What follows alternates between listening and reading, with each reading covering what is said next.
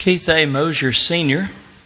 is a native Pennsylvanian. You might keep that in the back of your mind as we go through the introduction.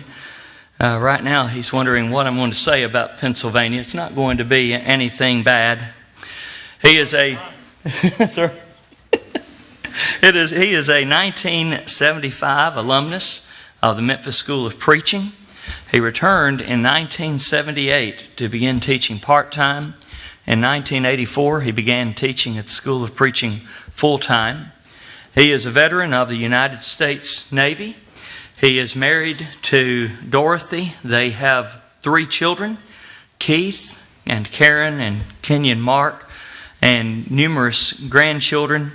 Among his children, Mark is a graduate of the school. Among his grandchildren, a grandson-in-law, Don Gary, is a graduate of the Memphis School of Preaching. He has how many great-grandchildren? 6. 6 great-grandchildren. That is wonderful, wonderful.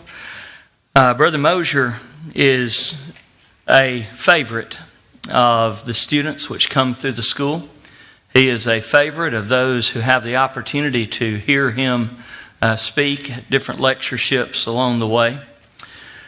Some of you have had the opportunity this week maybe to poke your head in the studio, and we've asked you to answer a few questions. Well, among the possible questions you could answer were things like, what did the school mean to you? How much did you gain from the school? Would you recommend the school? We had there, who was your favorite instructor? And they kept saying Brother Mosher, so we crossed that one out. And then they all switched to Brother Bland after I crossed Brother. I don't know what happened there, but anyway, Brother Mosher is certainly a favorite instructor of the students, and he was one of my favorites. I enjoyed Brother Bland. I enjoyed Brother Curry. I enjoyed Dad. I enjoyed Brother Mosher. It was just wonderful getting to hear them and others every day in the classroom. Now, you may be thinking, boy, I wish I could do that. You can. You can take the Most program and you can watch him every day in the classroom because those are archived. You could start now and probably spend 6 months watching those archived videos and have Brother Mosher in the classroom every day. I would encourage you to do that. You don't even have to enroll to view those classes. I love Brother Mosher. I love him very much. I mentioned Pennsylvania. Pennsylvania is known as the Keystone State. Well, the keystone is a vital stone. I would suggest that for the work which has taken place here at the Memphis School of Preaching, especially since 1984, Brother Mosher has been a vital stone. We look forward to hearing him speak now on purity in one's own eyes.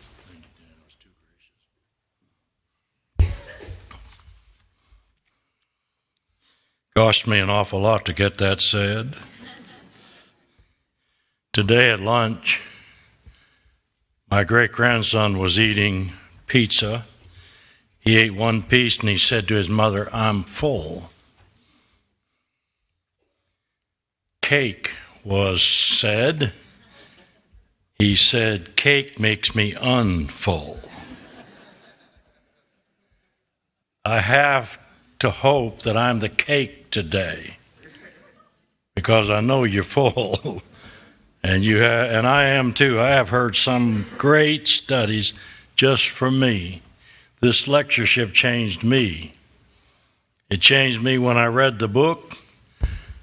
The manuscripts, I think I've read everything about 4 times now, and it's changing me.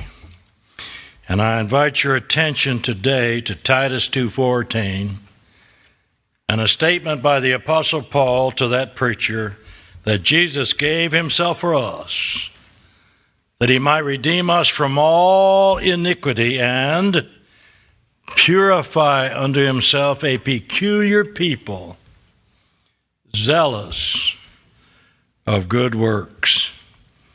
That term purify is katharos. We got the English word cathartic from it, a cleansing agent. And it means that a Christian is purified, watch it, but not because of anything that he can see in his own eyes. That's the subject under consideration. To study it, we're going to look at the words purify and the word with it, hypocrisy. And I want you to learn really what that word means. I think I hear it said it meant actor. No, it didn't, preachers. It came to mean that in its usage. That wasn't its meaning. Let me go into that a little later today. We're going to look at the word usage. I want to take a quick glance at Matthew 7, 3 through 5, and then I want to help us see something about how we can avoid hypocrisy by having a clear goal, a clear life plan, a clear life map in order to get there. The term katharos is the word from which the English word cathartic comes.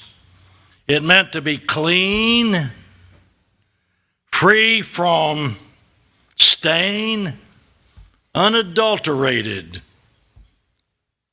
Something that's not violated either outwardly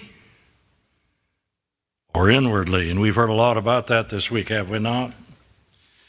When the LXX, the Greek translators of the Old Testament, down in Alexandria, Egypt in 250 BC, would translate the word T-A-B-O-R, tavar in the Hebrew, they would translate it with katharos. I want you to see it just one time at Ezekiel 36:25, where Ezekiel used this word, tavor, and they translated it, then will I sprinkle clean, katharos, water upon you, and ye shall be clean from all your filthiness and from all your idols will I cleanse you. Wilson, in his word studies, noticed that this cleansing could only occur, listen carefully, could only occur when a person is reconciled to God.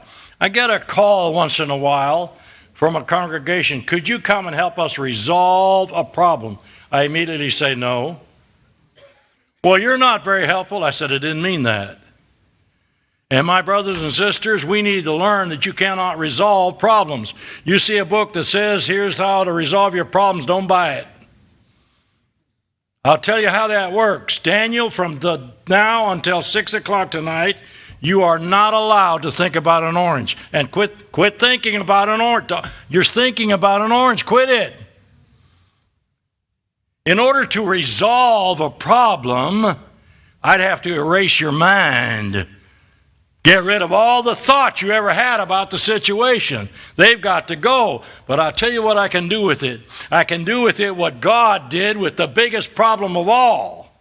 The biggest problem of all was sin. Yes? Yes? Come on, class. Yes or no? Yes. All right. We're in class now. The biggest problem of all was sin. Do you know what God did with it? He didn't resolve it. He reconciled it. You got a marriage problem, you don't resolve it. You reconcile it. You forgive and you both forget. Don't be like the fellow that said every time my wife argues with me, she gets historical. We can't do that. But a person reconciled to God, God said, you're clean, I'm going to forget everything else you did. Think about that. Think about that. Now look at Job 14:4, and let's make this thought the basis of what we're doing here. God's prerogative is to be the cleanser. Why, Job? Who can bring a clean thing out of an unclean thing? You want to drink from toilet water? Go ahead and try to be clean yourself. You can't do it. People hear me say things about translations of the Bible and they get all upset. You got an impure translation, you can't get the clean word out of it.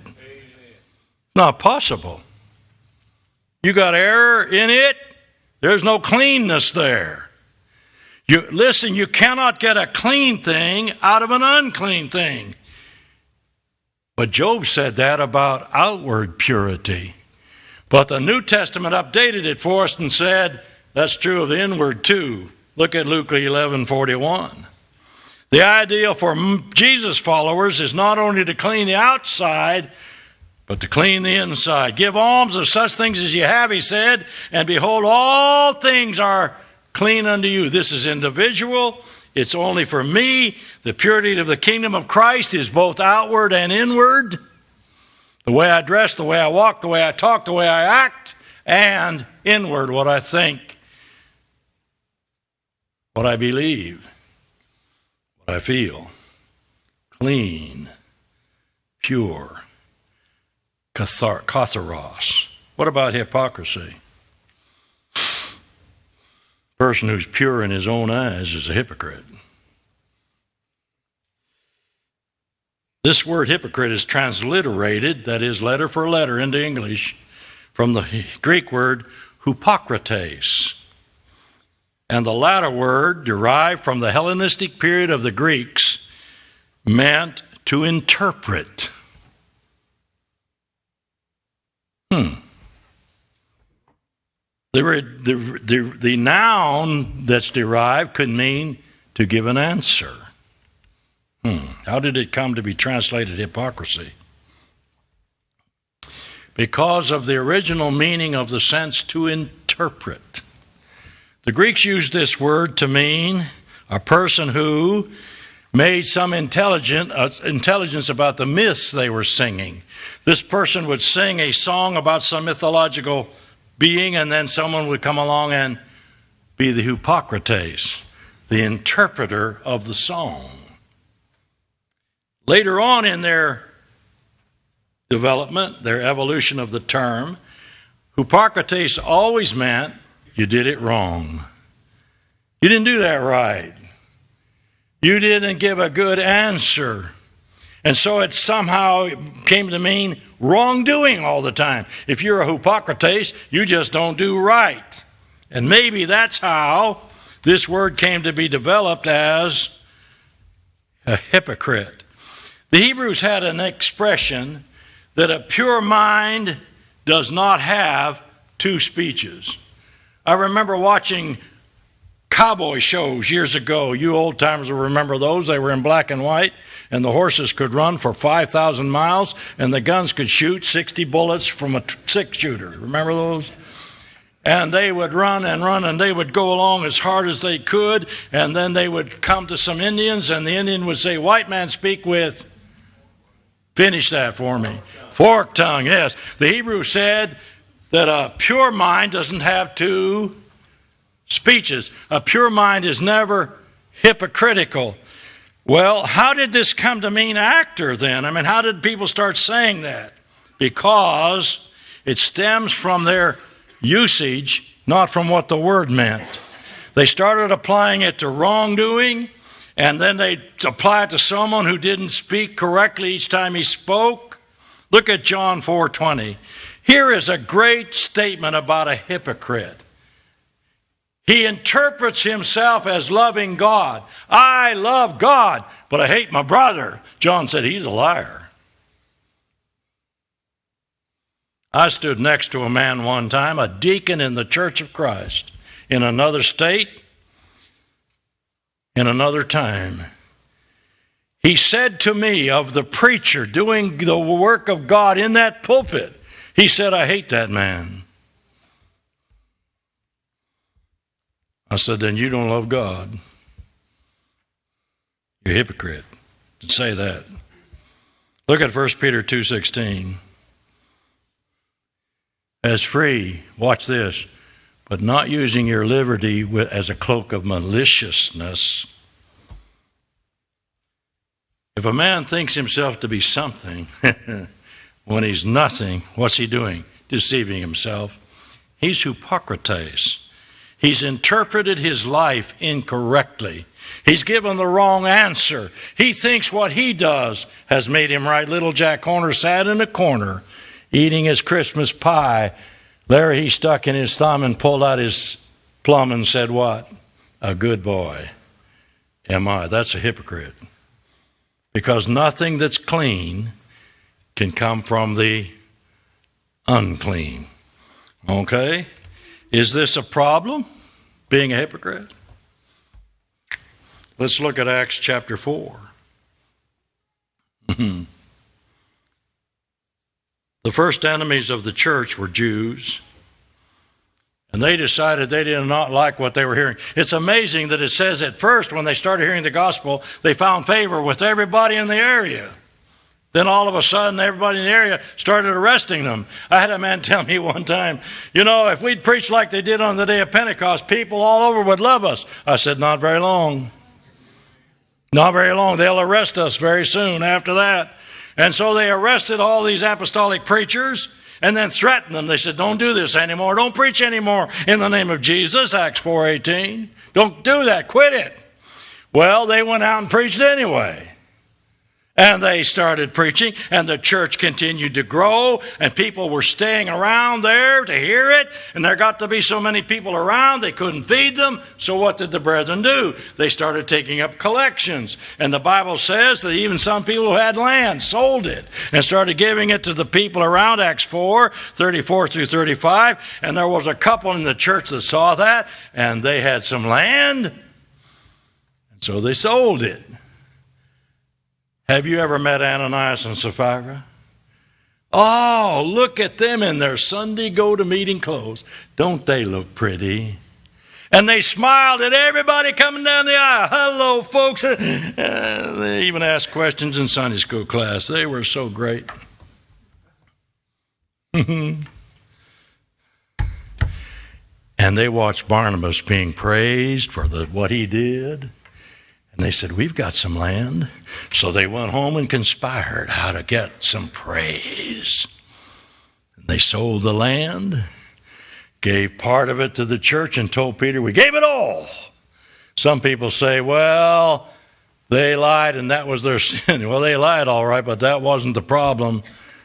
They could have kept back the part they had.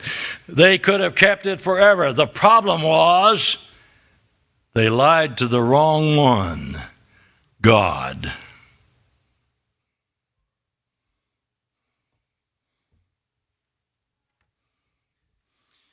Had they gotten away with that hypocrisy, the church would have collapsed because Peter, an apostle, was standing right there hearing that lie. And if the church had seen that those two could get away with that, what authority would Peter have had? We are standing on the apostles' foundation, Ephesians 2:20. They continued steadfastly in the apostles' doctrine, Acts 2:42. But if those two get away with that hypocrisy, the very foundation of that early church collapses. God's not going to allow that. They didn't die just because they lied. If everybody died every time he lied, this room would be empty. They died because they were trying to be something they weren't, and they were not allowed to get away with that in the face of an apostle. Hypocrisy is very dangerous. They wanted to look good. She came in the assembly. She had on a hat so big that when she sat down in front of me, I couldn't see anything but the hat. Seen that lady? And she wanted everybody. He came in so late, the preacher did, so everybody could see him walk down the aisle. I was at a congregation one night, and the preacher came in, dog on a leash, black cape on, and white gloves. The local preacher helped him off with the cape and the white gloves. The dog behaved better than he did. It laid down in the back and stayed there. It's all for show. Hypocrites. Trying to impress others is the common lot of hypocrites. I had the nicest compliment I've ever gotten about 15 years ago from a lady. She said, you don't act like a preacher. I said, I don't act. I read of a couple that had the preacher over for dinner. And this preacher had recently, and his wife, and the preacher had recently been preaching on the importance of reading the Bible. And the preacher's wife saw a note on the refrigerator that said, the preacher's coming, dust off the Bibles. I was in her house, and she had one of these Bibles, one of these you buy from the salesman that comes door to door, family Bibles. It was right on the coffee table. It was so pretty. And here was this light coming in, little dust particles right down on top of it. I mean, it was central in her, and in the middle of it, she had some flowers and some pictures, and she had names of who was born where and all that sort of. And I said to her, how often do you use that Bible? Well, I don't use it. And I said, well, I know a family that desperately needs it. How about giving it to me and I'll give it to them? She said, no. I said, why? She said, because that keeps God near me. Hypocrite. He's sitting next to me in class. 1965, Fort Wayne, Indiana. The teacher of that class, I was a Christian for about 2 weeks at the time. Not a very good one yet at all. Not a very good one now either, but I wasn't much of one at all then. I'm sitting next to this brother. The teacher said, everybody close his eyes. I did. The teacher said, I'm going to write a word on the board. When you open your eyes, tell me what you think. When I opened my eyes, I saw the word sin on the board. This man next to me, I was thinking, what sin, man, and all that. You know how I am. I was trying to parse it. But anyway, he said to the teacher, I thought about me. Wow. I was stunned. I said, I hope I can get to be that spiritual someday. I thought about me, he said. Dorothy and I were a halfway house at that time. Our home was open to children who were between the court and where the court was going to send them, either to an institution or a farm, because they were in trouble with the law. In fact, we got a call one time to come and get 11 to come and get a molester. I said, we don't take teenagers. He said he's 11 years old. Anyways, the preacher called us. Could we come? We came to his office. He said, I want you to listen to a tape. This man said, I thought about me. I'm listening to the tape. He's beating his son with the telephone, cursing him, screaming at his wife. He's cursing her. And Junior said, how about taking this boy into your house? We did, 15 months. He finally went home after the court ordered it. It was all right now.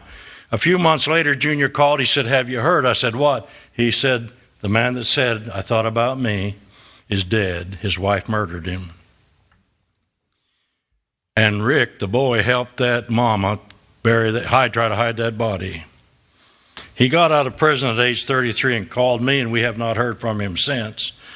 But think about being able to sit in a Sunday school class and say to a teacher, when you see the word sin, I thought about me, and all the time, what your life is like.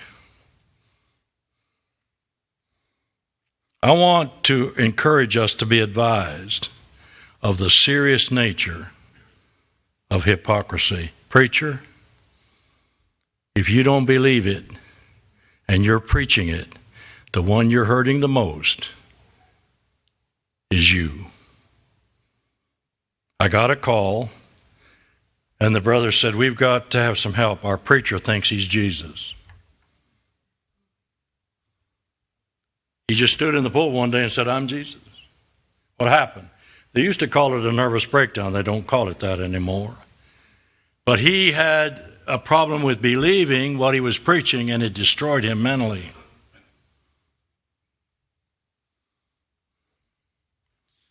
I pray that our teenagers don't have their parents' faith, because it won't last. Hypocrisy is so dangerous, folks. I advise you to be careful of it. And you know where the children see hypocrisy the most? I was in Pulaski, Tennessee years ago, staying at the Fairfield Inn. I was holding a meeting there, I believe. And I noticed this fellow would come down every morning for the continental breakfast. How many of you preachers know what that is? A stale a donut and a lukewarm cup of coffee. Remember those? And I thought, this guy must be a preacher of some kind, so I got to talking to him. He said he preached for the Assemblies of God, and I said, well, that's a very fast-growing denomination, which it was at the time. I said, what's your secret? Well, he kind of smiled, and he said, well, first of all, we're consumer-oriented, and he meant by that they give the people whatever they want when they come. He said, but second, we do not allow our preachers to be criticized. I said, how do you avoid that? He said, we have a committee. And if you have a legitimate criticism, you must go to the committee. If we find out that you did not, you're out of the denomination. I said, why do you do that? He said, because we found out the number one reason we were losing our young people. They would watch mom and dad smile at the preacher at the building, tell him how wonderful the sermon was, and then run the preacher down on the way home. And they saw that hypocrisy, and they quit coming. I wonder if that would help us a little bit. You heard about the little boy listening to his mom say, boy, that song leader was awful this morning, wasn't he? And Dad said, yeah, and the sermon wasn't much better either. And the little boy said, well, it was a pretty good show for that $1 we gave. Look at Matthew 7, 3 through 5. Preachers love that kind of a story. We're a little bit hypocritical too, aren't we? Why do you behold the mote that's in your brother's eye, and you got a telephone pole in yours? Hypocrite. Cast out the beam first in your own eye. Then you might be able to help your brother cast out that little speck. Those are biting comments, but I would challenge you to notice something.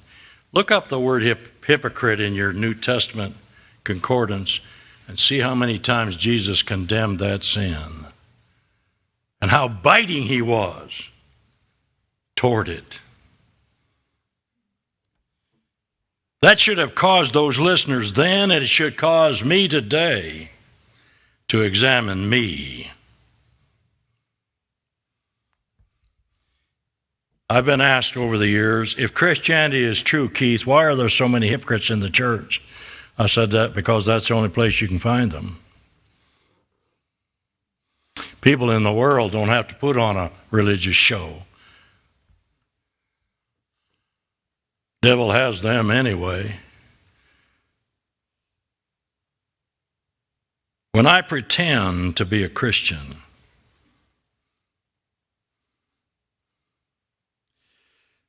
I might say to my child when the phone rings, tell them I'm not home. Teach my child how to lie. I might teach my child how to walk, and when he touches the television, spank him because he touched the television, and teach him how to be worldly. Ira North used to tell about a lamp his wife had right in the middle of a big picture window. And she just adored that lamp. And every time the children in the neighborhood would play baseball away across the street, she'd worry that a baseball was coming through the window and break that lamp. And Brother North used to say, I prayed for somebody to be that good a hitter. She seemed to love the lamp more than she did Ira. I don't pretend or I'm in trouble. How do I keep from all of this?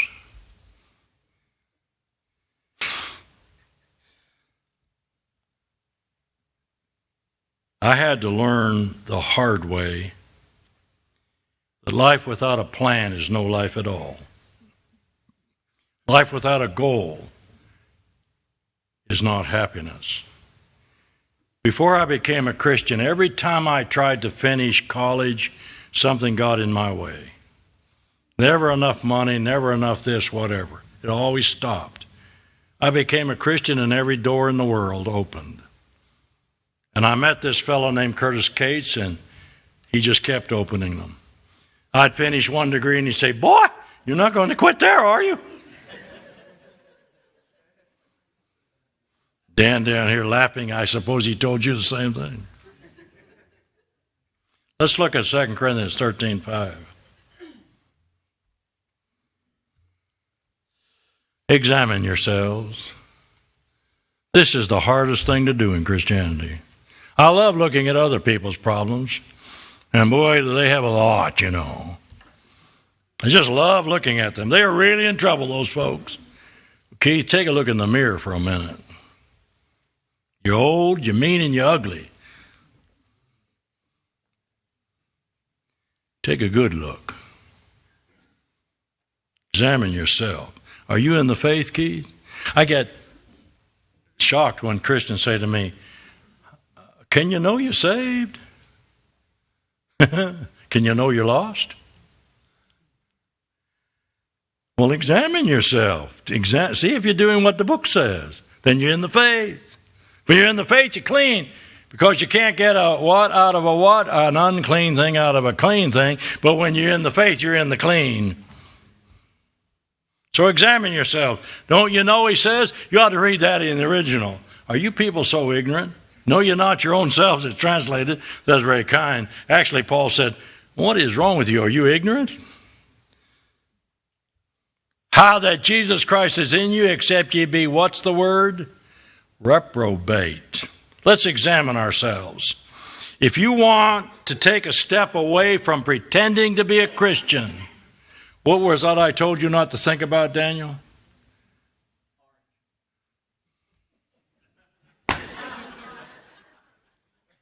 Well, that kills my psychological degree, I'll tell you what. I want you to think seriously about something. Because life is going to hand you some hard blows, folks. I mean hard ones. Preachers get hard blows, but they're not the only ones. They told Dorothy one day, you have multiple myeloma. I almost fainted. I almost died right there. That's a blow, folks. I don't want her gone. That's a death sentence. Fortunately, with other doctors' help, we've kept her around for 17 years, and now she's tired of me. They come. What do? Oh, poor me, I can't get through this. I want you to think seriously about something. Get out a sheet of paper tonight and write down all of your bad points, all your weak points on one side of the paper. You ready, Marlon? You better get 2 sheets of paper. Because that's how folks think.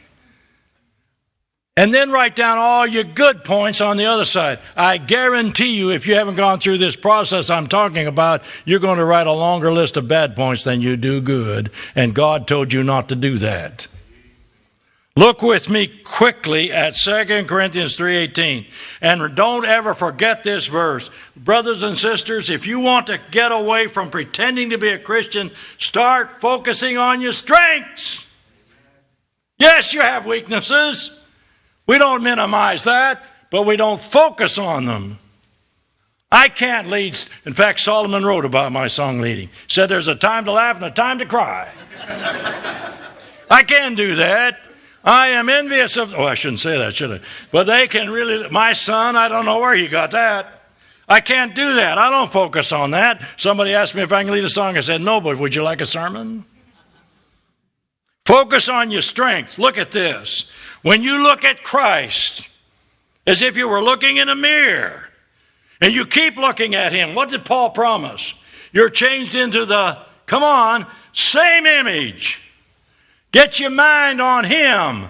Focus on your strength. He is your strength. I walked by a man at South Haven for about 2 years. Would you lead prayer this morning? No, sir. Can't do that. One day, Billy, I gave up. I walked by and I said, you have first prayer this morning, and I kept going. He got up that morning because he had to, and we couldn't stop him after that. Oh, I couldn't be an elder. I couldn't be a preacher. I don't know how to. Who told you that? If I told you my back, when I go home to Erie, and I don't go home much anymore, there's nobody left there in my family to visit, but if I were to go home right now and they said, what do you do? I'm a preacher. You? Yeah. Wow. They start believing in miracles. I want you to think about something. Focus on some things here. Look at these questions in the book. Study them tonight. You can tell whether or not you're focusing on your strengths by this question. Do I enjoy meeting people? Or am I always thinking, they may not like me? Well, we really don't when you start thinking like that. Here's my weakest one. Do I enjoy talking on the phone? Please don't call me. That is such a weakness with me. When that phone rings, I go, oh, no, not again. Billy Bland, on the other hand, will talk your ear off if you talk to him on the phone. You must love that, Bill. Yes, sir. He's holding him. Don't you get up here. I'm not done. You're going to be troubled now. But anyways, look in the book at the questions to ask. If you're a person who focuses on his strengths, you've named your car. That's an indication, a symptom. You never drove old red? Why? Because it's my car and I'm going to name it. It's mine. Okay? But I want you to recognize something else that's going to happen to all of us. And you're going to have to fix this, or you're going to be pretending to be a Christian. Look in the book at something called emotional freeze points. In every life, there is hurt. And it's cold. It's a cold season. But many people freeze there. And they can't go any further forward. I want you to memorize Philippians 3:13 and 14. If ever a man had some freeze points in his life, it was Paul. But he said, I forget that stuff. Wait a minute, Paul, you told us you were chief of sinners and you did this and you did that. How do you mean you forgot it? He never let those freeze points drag him backwards. He never thought, well, I can't do this. Because he said, I can do all things. Focus, remember, they're coming. Sometimes things happen and we don't even expect them. You'll read in the book, those are called flashpoints. They're unexpected. There doesn't seem to be any reason for them. I'll tell you what, go home tonight and read about a flashpoint that came to Paul on the road to Damascus. You talk about a change of life, but he used it.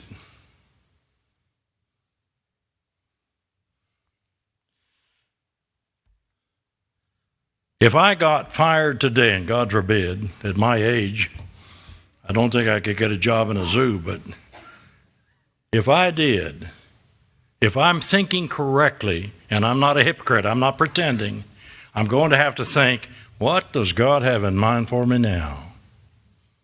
I've got to, because I'm not pretending. But I think the worst one is in the book there. You can read it. There's too many preachers, elders, members who are what I call image managers. They support a public self. They never deal with the private self. They are ones who are hot to go when it starts, but they never finish. These are the preachers who tell you, get out here and do personal work. You've never seen them win one soul. That's that guy. He's an image manager. This is the preacher who says, that's not my job. Image manager.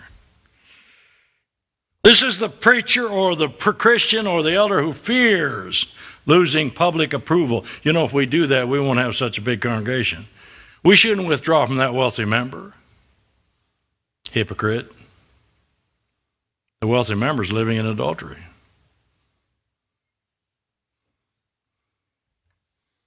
This is the person who's sorry when you catch him, but never repents.